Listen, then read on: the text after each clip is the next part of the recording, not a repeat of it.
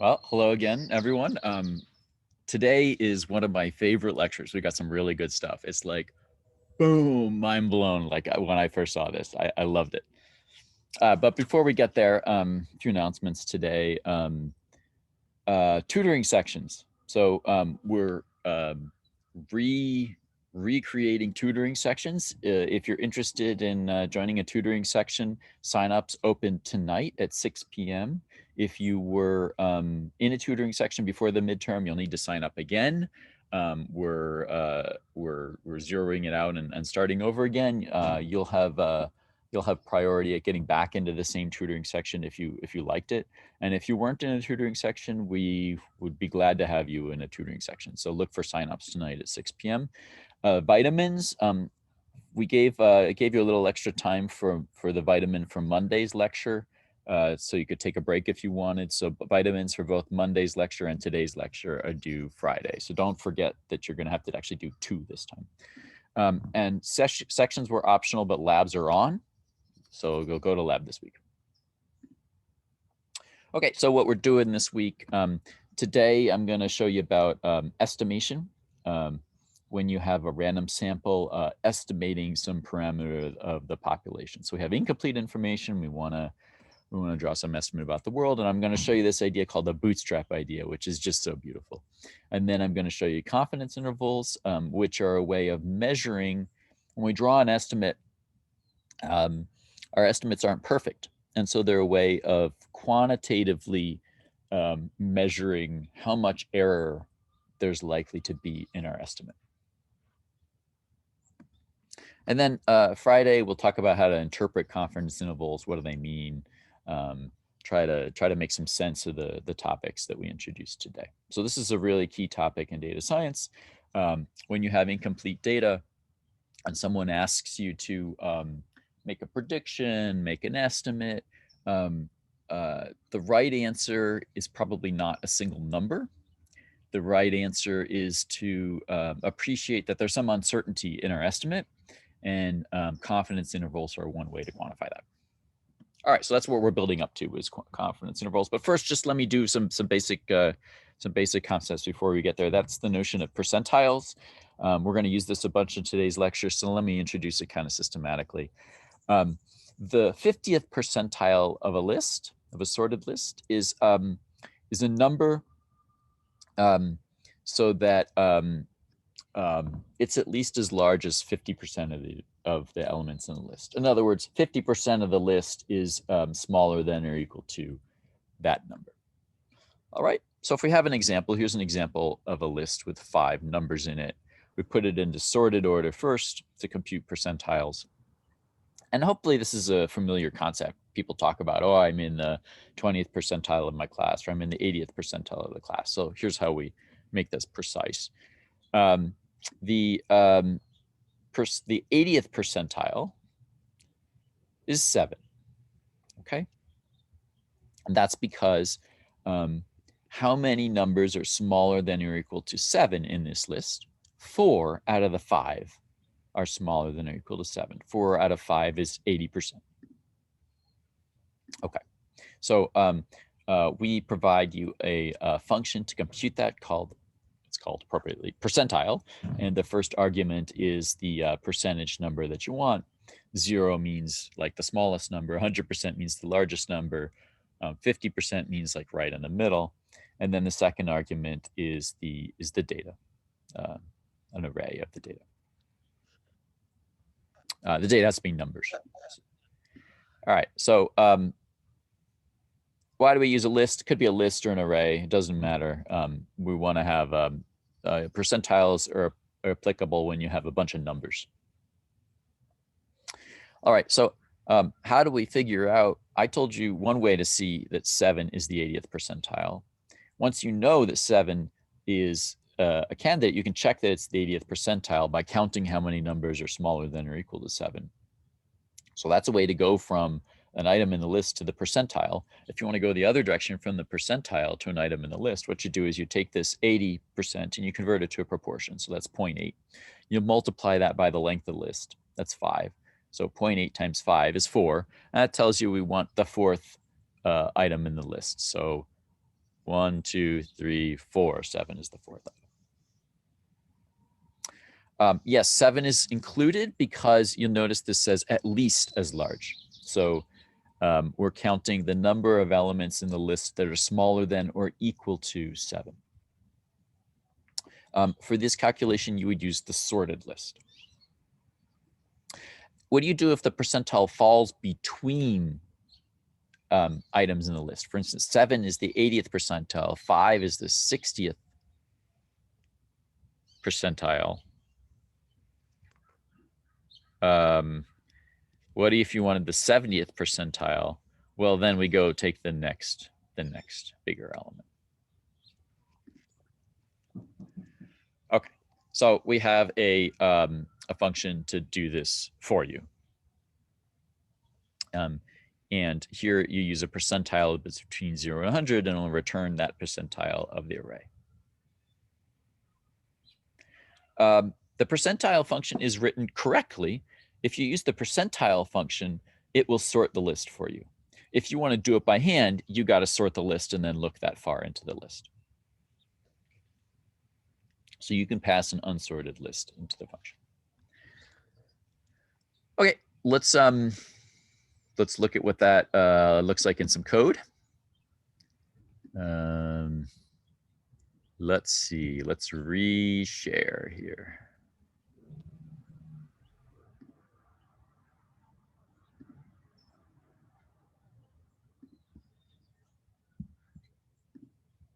All right, so in code, let's look first at how you could manually compute the 55th percentile of this array.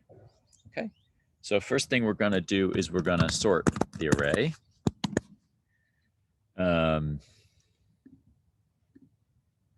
Let's see. Does that doesn't? Oh, I want to put it into sorted order. Let's try it this way. Okay, I put the array into sorted order. Next, if I was doing this by hand, what I would do is I would figure out which item in the list corresponds to the 55th percentile. So this list has 6 items into it. So I would take 55 divided by 100. That's converting 55th percentile into a proportion. Multiply it by the length 6. And then I would take, well, this is 3.3. It falls between a number, so I round up to 4. And I would take the 4th item in the list. So that's 34.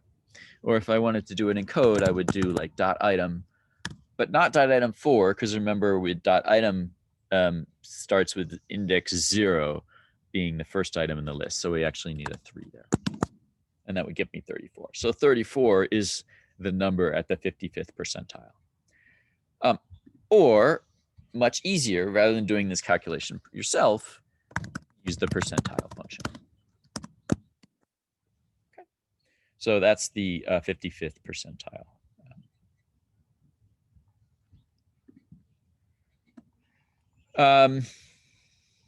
All right, so why round up instead of down? It's just a convention. It's just what we're gonna do. You could do it either way, but just got to be consistent. We're choosing to go up. Yeah, so I'm showing you how to do it by hand, just so you know what the function percentile does. But you can just use in your own code, use the percentile function. You don't have to do it by hand. But this is just to help you think through it, what the meaning of these percentiles is, or if you ever need to do it by hand without code. We're always rounding up. We're not rounding to the nearest integer, we're always just rounding up. Why didn't I do percentile 55 x sorted? I don't need to do x sorted. I can do percentile 55x because the percentile function will sort for me. Why did I do this long convoluted way with converting to an item and getting it manually? That was just to show you what the percentile function is doing. You're right. Yes. Why do we round up? We round up because the definition said the value is that is one that's has at least that. Yes, it's because of the definition. You're right. You're right. It's not just a convention. Okay, So I want to do a test of your understanding. And I want you to go into the participants tab, and I want you to take this list here. I put it into sorted order for you, and I want you to hit either yes or no according to whether you think this line of code here is true.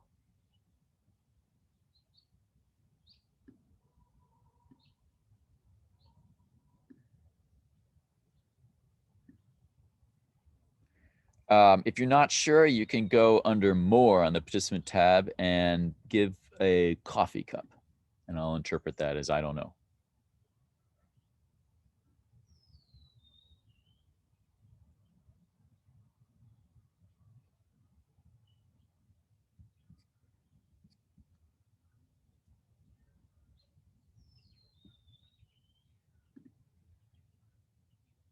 Okay, good, good. False. Everybody who said no, I'm with you. I'm with you. This is not correct. The percentile of a list is always one of the items of the list. 0 is not in the list. So you could look at this and immediately know that it's not correct. What would you get? What do you think you should get if you take the 10th percentile of this list?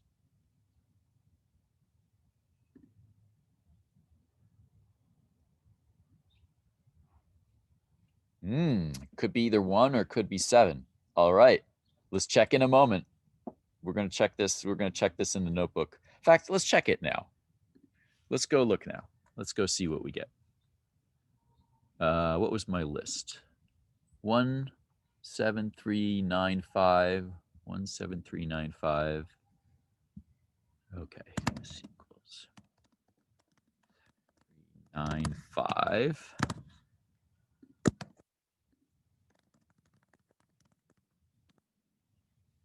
All right, I got 1. I got 1. So why 1? It's smallest value that's at least as large as 10% of the items. All right, so let's look at the number 1. 1 is at least as large as what percent of the items? It's at least as large as 1. So at least as large as 1 out of 5 of the items. So it's at least as large as 20% of the items. So it's certainly at least as large as 10% of the items. Okay, next one. Percentile 39 of this list. Is it equal to percentile 40 of this list? Go into participants tab and hit yes or no for me.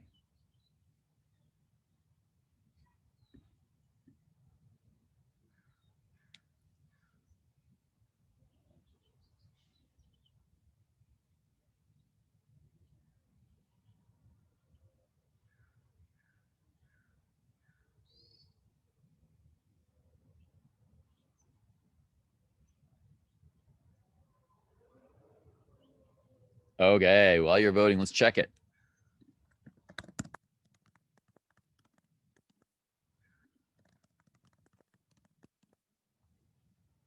All right, so the answer is yes, it is. Why is that?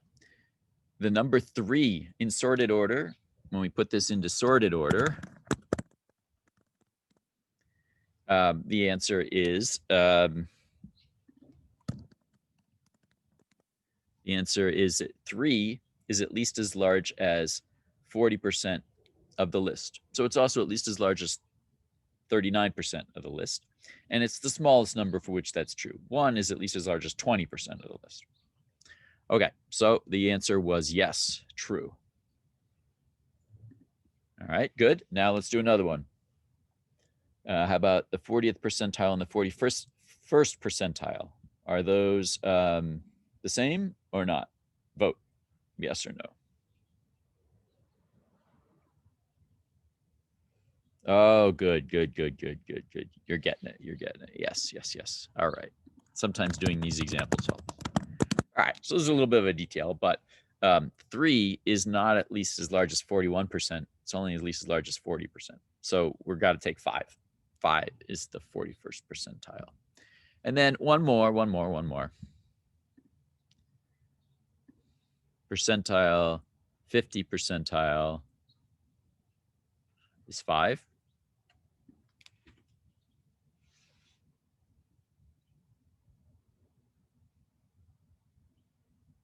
All right, let's check it.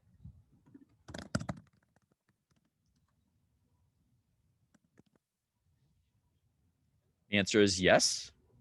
5 is at least as large as 60% of the list, and that's bigger than 50%. So it's 5. Yeah.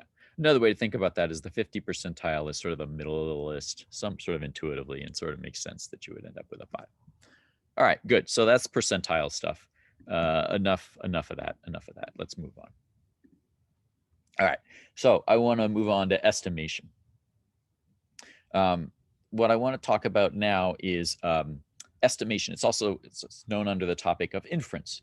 So we have some partial data collected about the world, and we want to draw some inferences about the actual situation, about the population that data came from.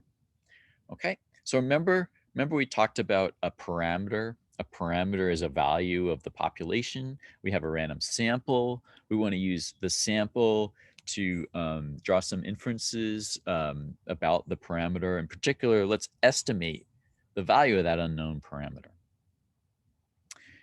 For instance, I'll show you an example in a minute where we have the population is all employees in the city of San Francisco. Now, maybe you can't gather salary data from all of them, but maybe you can gather a random sample and then get the salaries of the people in the random sample. And then from the random sample, you might like to estimate the median salary in San Francisco. Well, if you had all the salaries, maybe if you worked for the city, you were the city manager, and you had the database with all the salaries, and you wanted to get the median salary in San Francisco, it'd be easy. Then you would just calculate the median of that data set. And you don't need any fancy techniques. You're done.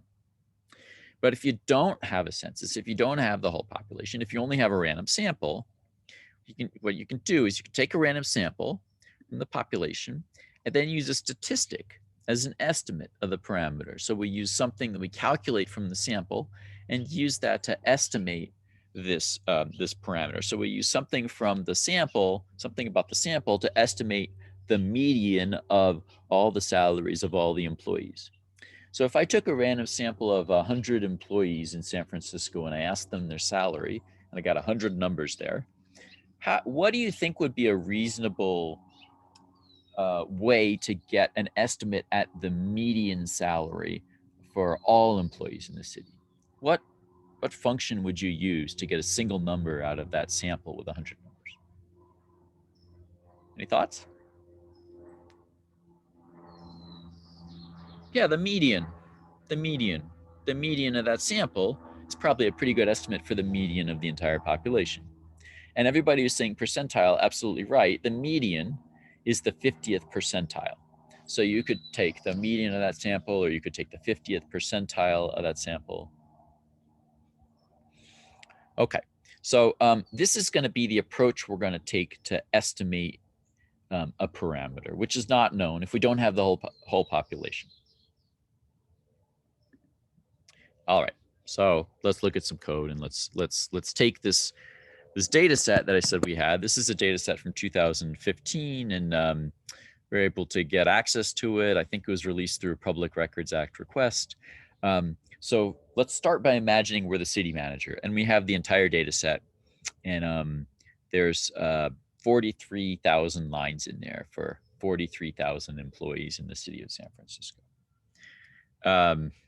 Before we start an estimation, I'm just super curious.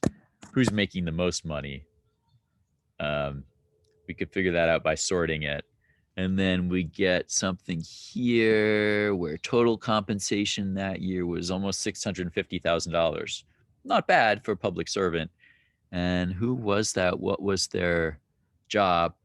They were the chief investment officer. Okay, so they had to deal with a lot of money. And you can see medical folks, doctors, were also making quite a bit. Then there was management, was kind of the next most. For instance, an administrator at the medical center. Okay.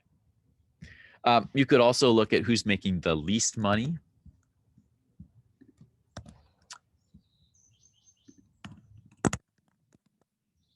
And here we can see it was like firefighter, health aide, business analyst. But when we look at the total compensation, we see a negative amount.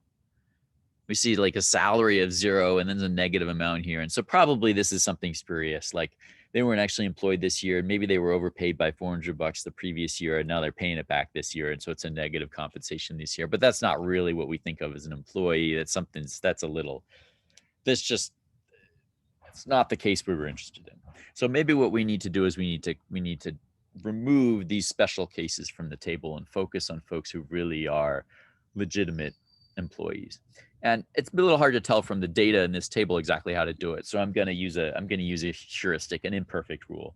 And that's to say, if someone's making more or less minimum wage, half-time job, let's figure out what the salary for that is. And anything less than that, we're going to say is probably a special case or not what I'm really interested in. I'm kind of only interested in people who are working full-time or at least half-time. So let's filter out this table to only include those whose minimum salary is at least this. And this is really common, that when you have a real world data set, you have to do some cleaning, and you might have to do a lot more cleaning than this. And so this is just kind of a simplistic step that I'm taking here. Okay, so now we've got this data set, and now for the moment we're going to imagine we're the city manager and we have this salary information on all 43,000 employees. And if we wanted to know the median salary, then we could compute the median by just taking the median of all this data of those 43,000 numbers. And that we can do with our percentile function. The median is the 50th percentile. And how do we get those numbers? Those numbers in the column labeled total compensation. Okay, so if you had all the data, this is easy, and you would discover that the median salary that year was $107,000. Great. Why the median, by the way? Anyone want to guess why I used the median rather than the average?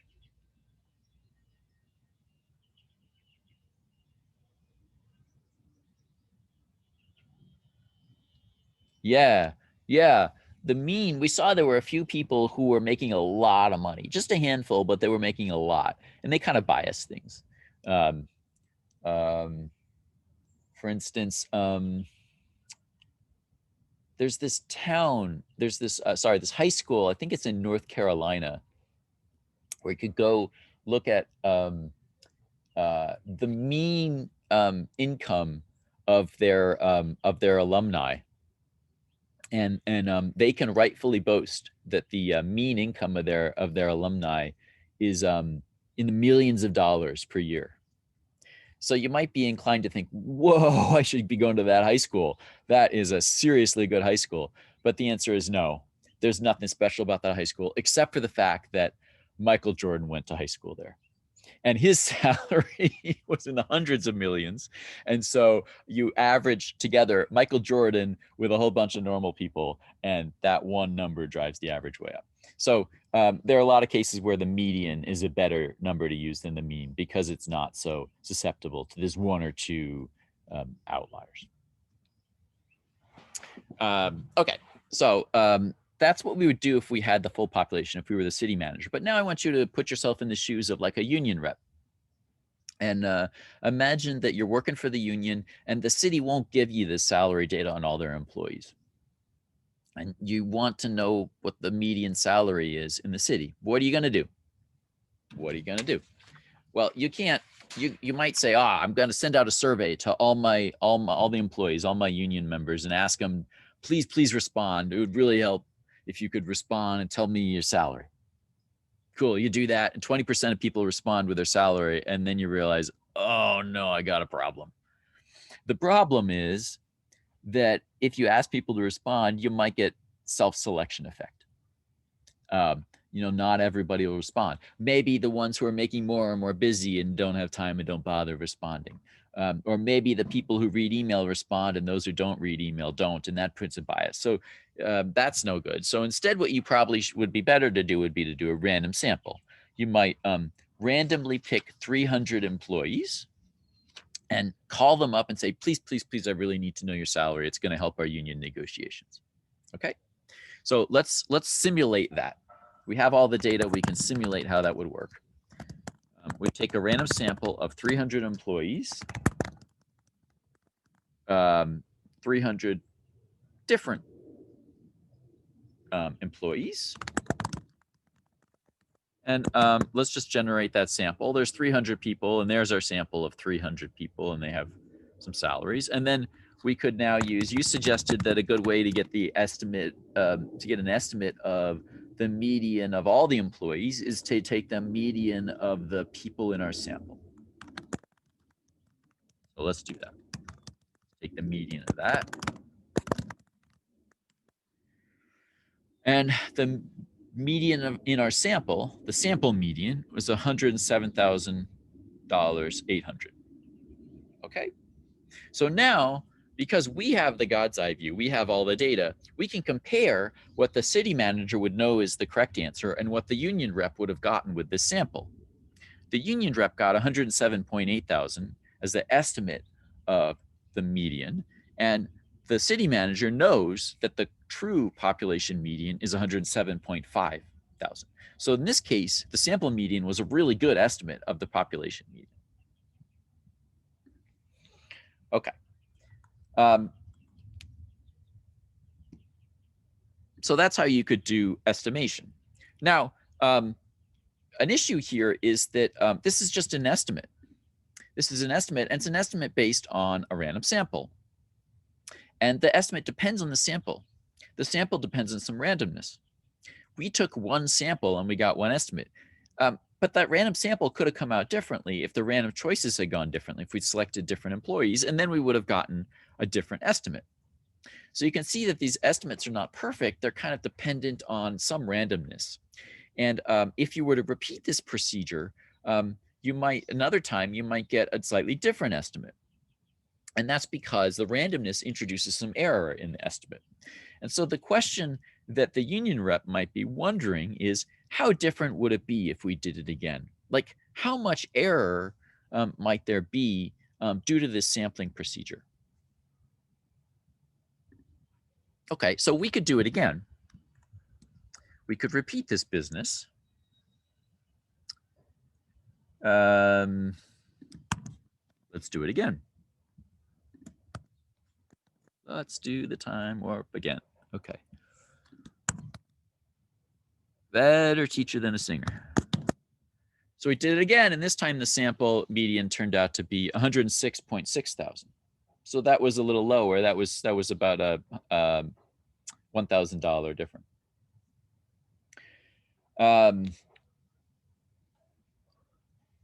All right. So the estimate is not perfect because of this randomness.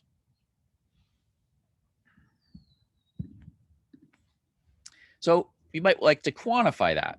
We might like to try to put some numbers on this. We know the estimate's not going to be exactly right. It's only an estimate.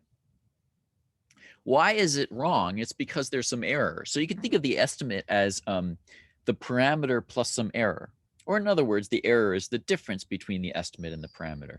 And we're trying to estimate the parameter, but we're getting something with some error. So we'd really like to know how big the error will be. And so a natural question to ask is, if I use this estimation procedure, how accurate an estimate will I get? Or in other words, how big will the error be typically? It might be larger, it might be small for any particular sample. It'll vary from sample to sample, but I would like to know what will be a typical value for the error, or a typical range of values for the error. How are we going to figure that out? Well, there's a very nice way to figure it out. The parameter is one value. It doesn't depend on the random sample. You draw multiple random samples, the parameter is the same every time because it depends on the population. But we're getting a different estimate, which means that's happening because the error is different every time. The error term is different every time. Maybe one time we were 1,000 too high, maybe one time we were 500 too low. That error is different every time. If we want to know what the variability in the error is, any variability in the error comes because of variability in the estimate. So to figure out typical values for the error, what we can do is we can look at how much variability there is in the estimate. That will tell me how much variability there is in the error and let me figure out how big a typical error will be. So that was a fair bit of something tricky happening there. I hope it made sense. I want to do this in code so we can see an example.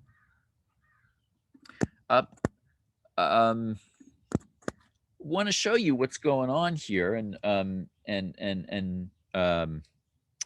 give you some idea of why this is working. And I'm going to draw a histogram of this compensation value for the entire population. And then I'm going to show it for this sample of just 300. And if you look, maybe if I zoom out a little bit, you can look at these histograms at the same time, and you'll see that these two histograms are not identical. There's a little bit of a different shape. There's a bigger dip here in the population, whereas that didn't show up in the sample, but they're very similar. Okay, so what happens when you draw a sample is you end up with a distribution that's very similar to the population. The bigger the sample, the more similar it is. So this is why a reasonable way to get an estimate of the median of the population is to take a median of the sample. It's because we expect these two distributions to be pretty similar, and so their medians should be pretty similar. Okay, so how similar? We can figure out how similar by, well, simulating. We're going to take our God's eye view and we're going to pretend that multiple different union reps follow this same procedure, or in multiple different universes where they end up with different random samples because of different randomness. So let's take this code and put it in a function so we can repeat this process multiple times. And if I generate a sample and take the sample median, in this case, I got $101.4 thousand as my sample median. That's my estimate. And what's the error? The error is just the difference between the estimate and the true value of the population parameter. In other words, the difference between the sample median and the population median. So in this case, the error was negative 6,000. Why negative? Because my estimate was too low. All right, so I was off by a lot this time. So let's do it again and see how far off I'm off by if I do it again. This time my estimate was 108,000 and my error was $451, half a thousand. So this time the estimate was a lot better, much better estimate. Let's do it once more.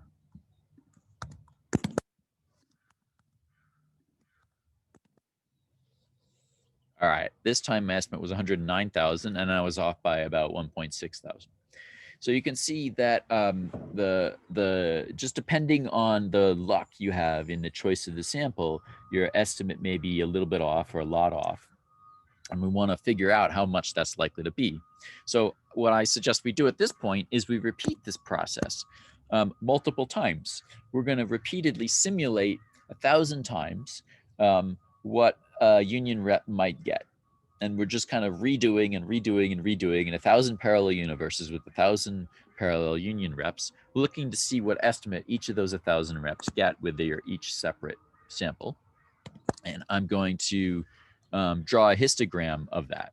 So that's a histogram of the estimates that these 1,000 different union reps have gotten. And you can see that there is some variability in this estimate. They're not all getting the same estimate. Some of them are getting an estimate as low as 100,000. Some are getting an estimate as large as 115,000.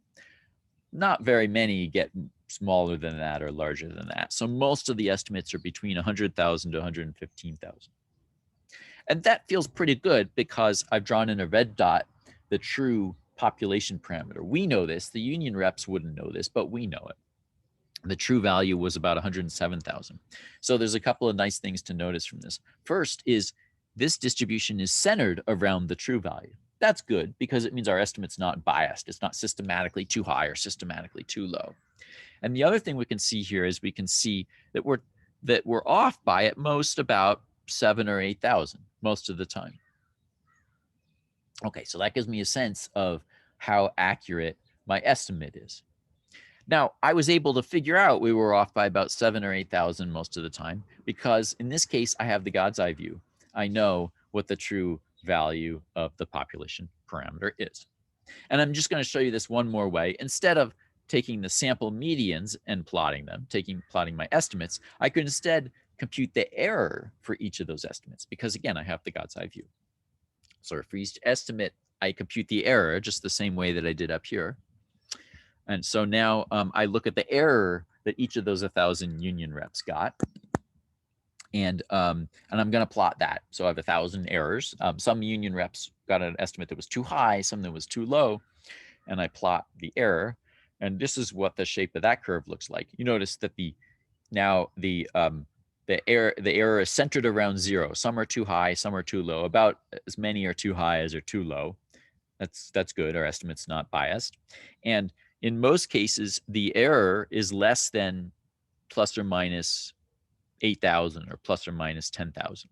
So from this plot, you can tell now that if you were going to use a sample size of 300, then the union rep's estimate would almost certainly be within about $8,000 of the correct value in the population. All right, so what I just did now was I estimated I figured out how much uncertainty there'll be in my estimate by figuring out how much variation there is among estimates. All right, I found that the variation among the estimates was, not more than about plus or minus 8,000, and so from that I inferred that the error is rarely more than about 8,000. All right, so this gave me a sense of how much error is going to be introduced by doing this randomly sampling procedure. So if you use a random sample of size 300, here's how much error you're going to have. All right, let me check how you're doing. Pause here, let you absorb this.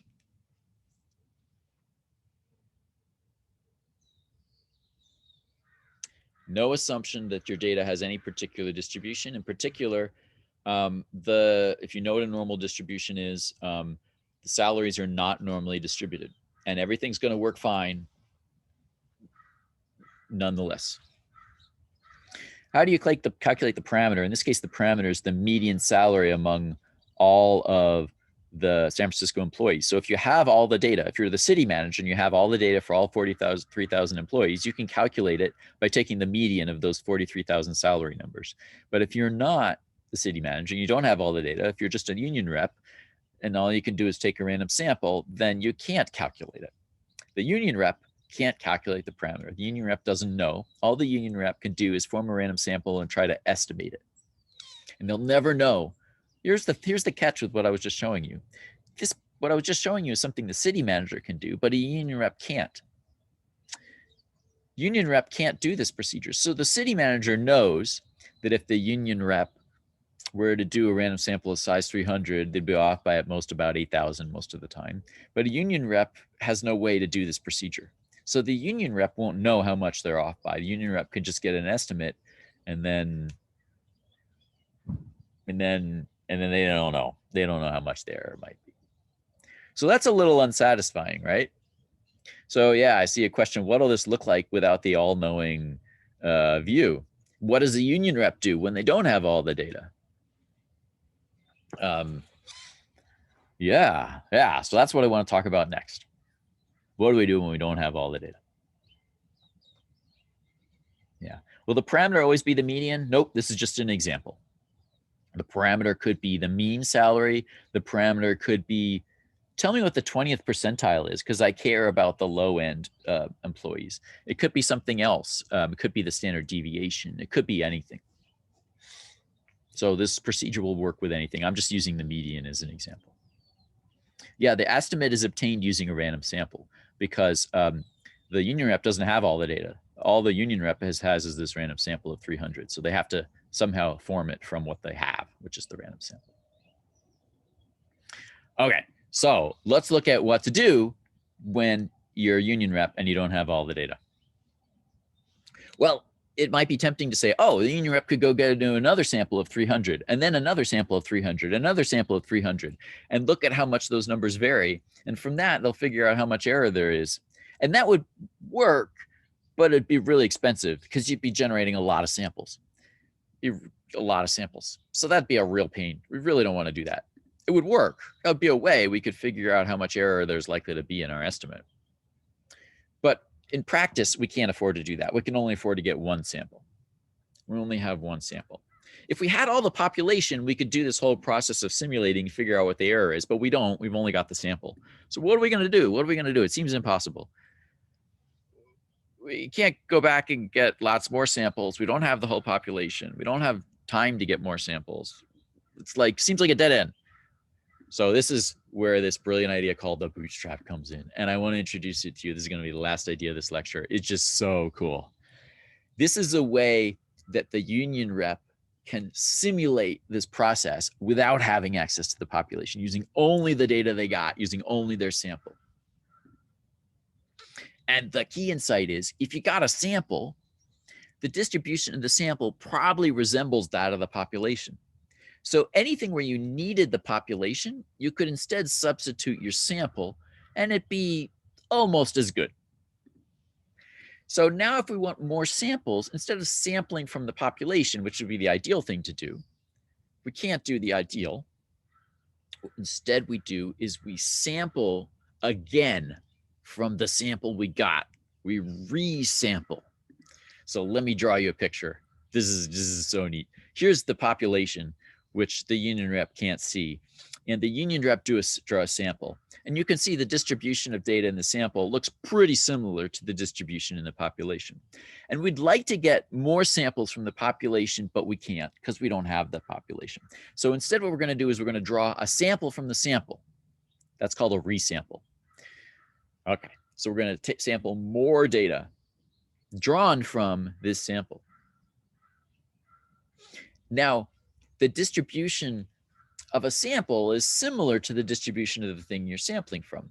So that means the distribution of the resample is going to be similar to the distribution of the sample, which is itself similar to the distribution of the population. So the distribution of the resample here is similar to the distribution of the population. And you can see that the shape of this curve of the resample is similar to the shape of the curve for the population.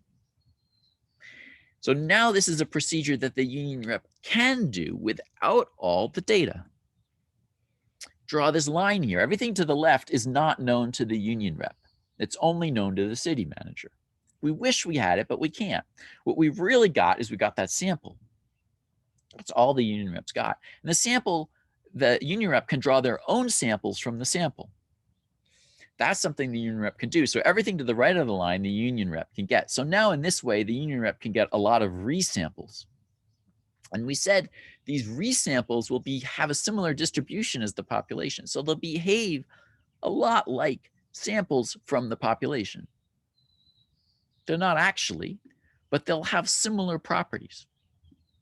In particular, if we choose the resamples to be of the same size, of size 300, then each of these resamples behaves a lot like a sample of 300 from the population. Now, how do you draw these resamples? There's a little technical detail. It's important that you draw these resamples with replacement. Why? If I have a sample of 300 and then I draw 300 and I sample 300 things from a population of 300, and if I do that without replacement, then my resample is going to be exactly identical to the sample, and there's no variability in it, and that's not what we want. So instead, we draw it with replacement, meaning here's 300 people in this sample. To form the resample, we pick one at random from the sample. Then we pick another at random from the sample. It might be the same as the first, or it might be different. Usually be different, but it could be the same as the first. And we keep drawing 300 times. So in the resample, there'll probably be some in the sample who didn't appear in the resample, and there'll probably be some in the sample who appeared like 2 or more times in the resample. And that's okay. And that's okay. So in this way, we've drawn some resamples. And because there's randomness here, if I do it again to get a new resample, the first resample will be different from the second resample. There'll be some variability. And the amount of variability there is very similar to the variability that I would get if I were drawing these from the population itself. So in an ideal world, I would draw these from the population itself, but I can't because I don't have the population itself. So instead, I'm doing this substitute, and the variability in these resamples will be about the same in my substitute as if I did it in the ideal way.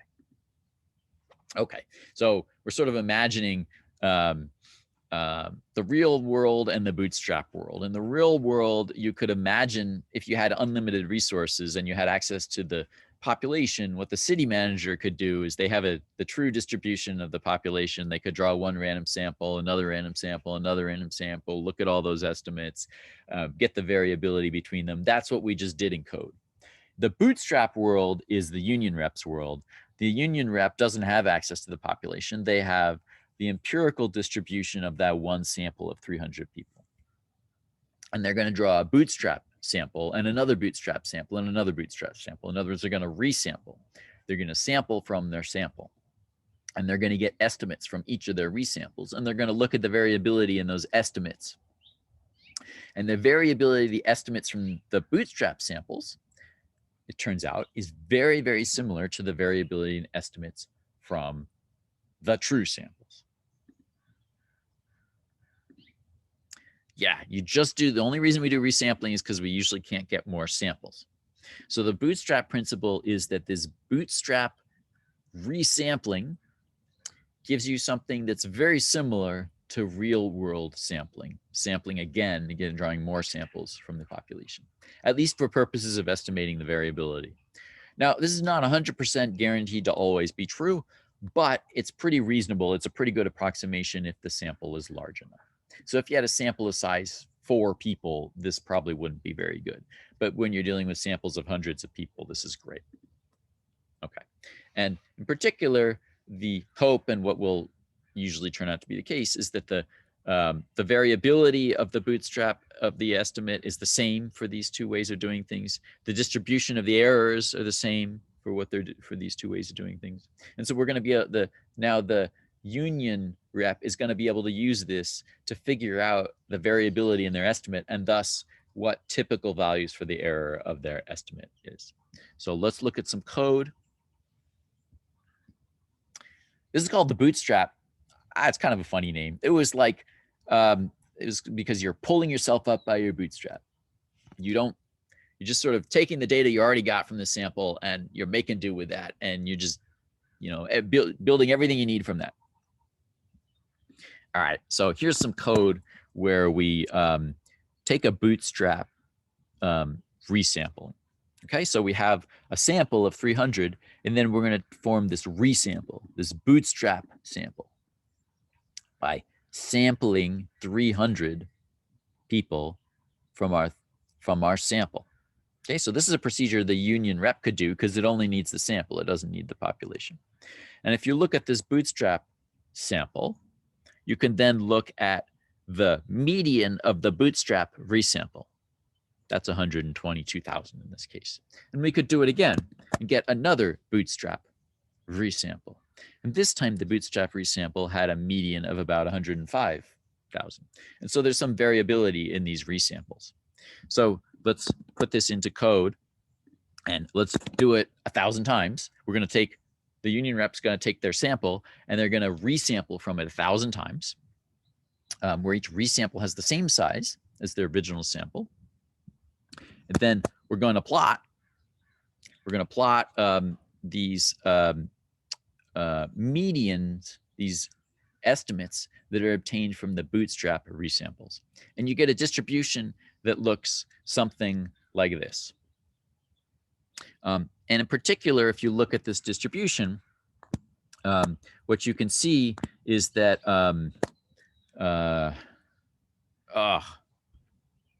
oops, I'm running the code.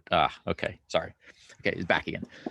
If you look at this distribution, what you can see is you can see how much variability there is in this estimate. The variability in this estimate, typically it ranges from about 100,000 to maybe 118,000 or something like that.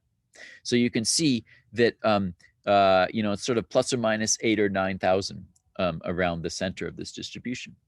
So the union rep could infer, they say, the estimate from my sample is shown here in blue is 100 and 8,000 in this case, and they could infer that the error is probably about plus or minus 8,000. Most of the time, their estimate will be off by at most 8,000, because that's how much variability there is in these bootstrap resamples, and the variability in the bootstrap resamples should be about the same as the variability in samples from the true population. All right, so this is how you could both form an estimate and also figure out, get a sense of how much error there's likely to be in your estimate using just a single sample. That's the bootstrap. It's mind-blowing. We'll talk more about it on Friday. I'll see you then.